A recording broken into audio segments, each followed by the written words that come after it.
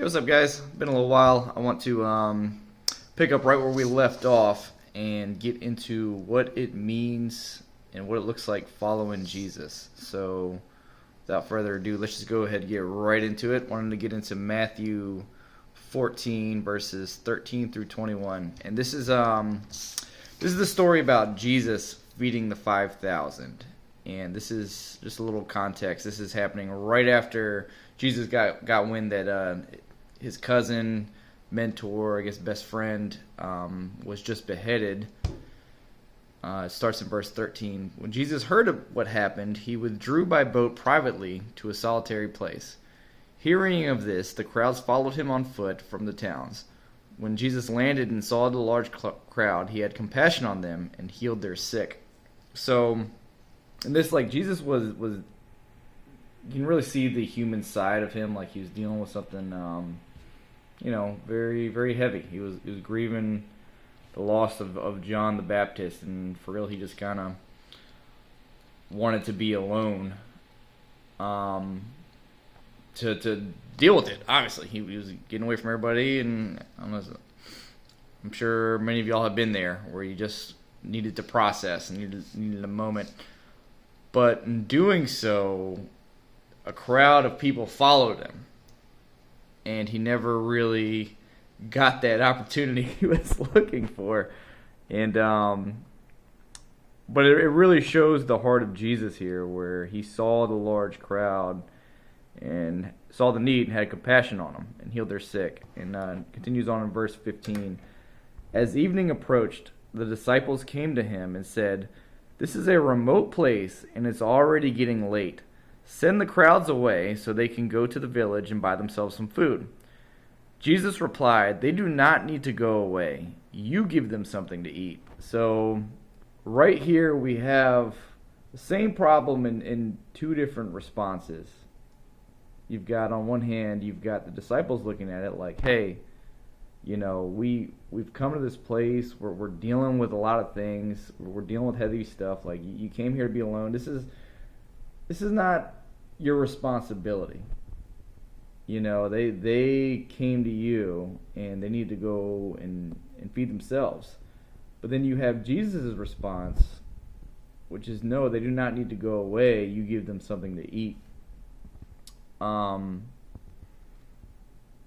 It's crazy how Jesus just assumes responsibility for the people he's with.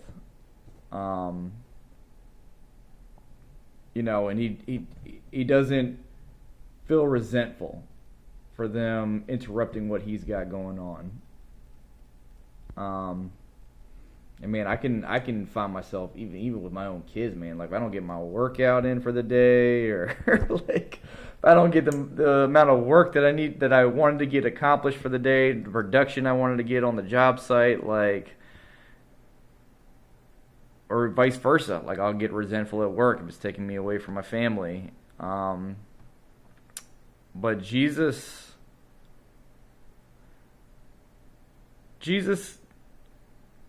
never loses sight of the big picture, it seems like.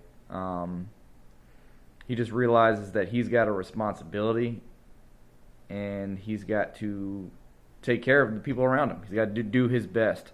So the story continues in verse 17, when he tells the disciples to give them something to eat. They respond by saying, we have here only 5 loaves of bread and 2 fish, they answered. "Bring them here to me," he said. And he directed the people to sit down on the grass. Taking the 5 loaves and the 2 fish, and looking up to heaven, he gave thanks and broke the loaves. Then he gave them to the disciples, and the disciples gave them to the people. They all ate and were satisfied. And the disciples picked up the 12 basketfuls of broken pieces that were left over. And the number of those who ate was about 5,000 men, besides women and children. And I feel like in situations where we don't feel like we have enough, the disciples were kind of like, this is all, we've only got a little bit to give. Like, we got nothing left. Like, we're tanked. We're tapped. We got nothing left to give to these people. in the account, in Luke's account, you hear that like Jesus knew what he was gonna do. Like he already had a plan. I just wonder if he really knew what he was gonna do, if he just knew that God was gonna come through and provide. Like, if he just saw the situation and realized that, like, God did not bring me and these people all this way just to have them starve out here. Like, this is not where the story is going.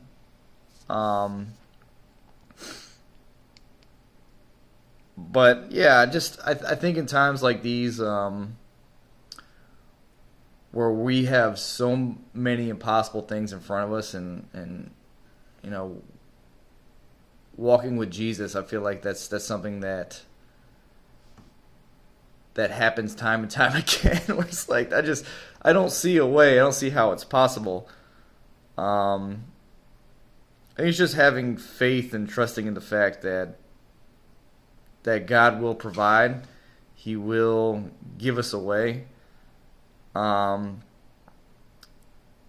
maybe taking that time to think about, like, well, what is God trying to teach me in this moment that just seems so hard, so impossible, that just seems like I'm tanked.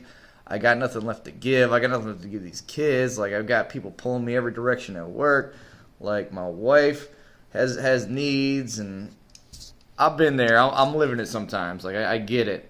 But I think through those times, like, God has always got a big lesson that He's trying to teach. And it's good to just reflect on that and try to get to the bottom of what He's got going on. And to also have faith that, like, He is going to provide a way.